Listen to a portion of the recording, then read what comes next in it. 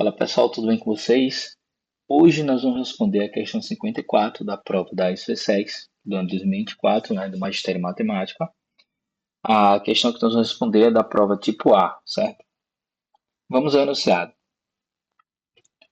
Um triângulo equilátero que está escrito em uma circunferência de centro na origem do sistema cartesiano tem um dos seus vértices, um dos vértices, no afixo 2i. Pronto. A soma dos afixos correspondente aos outros vértices desse triângulo é. Então, veja só uma pequena observação aqui. As raízes do número complexo, é sempre bom lembrar disso. As raízes do número complexo, certo? As raízes enésimas, elas geram polígonos regulares inscritos na circunferência. Tá? Então, isso é muito importante. Porque vocês dominam bem isso aí, vocês evitam estar fazendo conta, às vezes até desnecessária, para resolver os problemas que envolvem raízes de número complexo, certo? Então, é bom dar uma olhada, né, e dar uma atenção, né, a essa parte. Vamos resolver o problema. Primeiro eu vou pegar aqui um plano cartesiano. Agora eu vou pegar uma circunferência, né, nesse plano cartesiano. E vou usar a informação que ele fala que um dos afixos, né, um dos afixos é 2i, que é um dos vértices desse triângulo. Então, como o 2i está aqui, fica mais tranquilo, certo? Então, veja só, o triângulo equilátero ele veio, né, das raízes cúbicas de um determinado número complexo, né? E uma das raízes é exatamente essa daqui, 2i, certo? Então, a gente precisa descobrir as outras raízes, que serão os afixos, né? Para poder terminar de resolver o problema. Então, veja só, agora eu vou desenhar o triângulo equilátero. Triângulo equilátero. Vamos lá, vou tentar desenhar aqui. Ó, encaixou.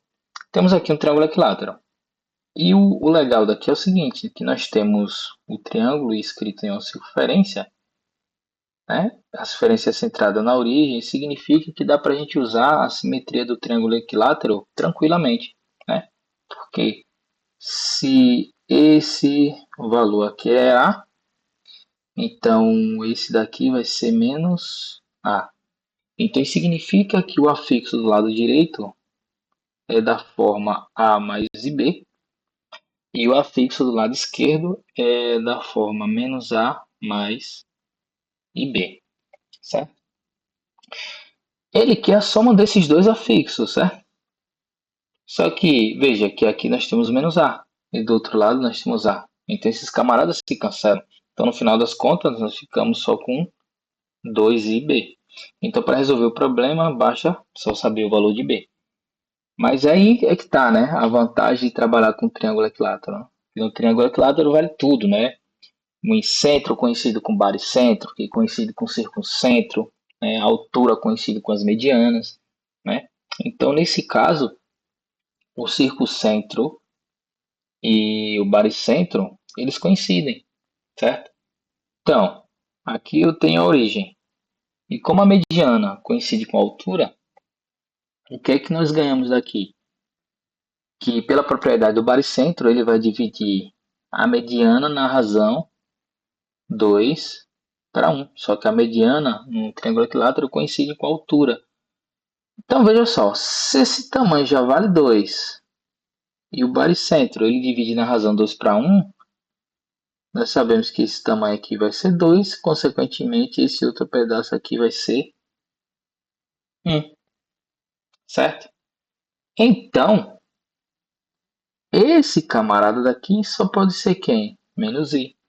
Se é menos i, o b vai ter que ser igual a menos 1. Mas se b é menos 1, isso aqui vai dar para a gente menos 2i. E aí, nesse caso, o gabarito é a letra E. Tá? Então, essa era a ideia que eu queria passar para vocês, né?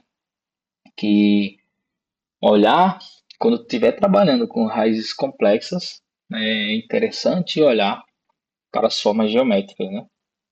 Que você evita fazer muita conta e você resolve o problema rapidinho. Aqui eu usei basicamente a simetria do triângulo equilátero, né? as propriedades que tem, né? Pelo fato de ser triângulo equilátero, que aí coincide muita coisa, né? Em centro, circuncentro, mediana, altura, né? E por aí vai, certo? Pronto, o vídeo era esse e até o próximo.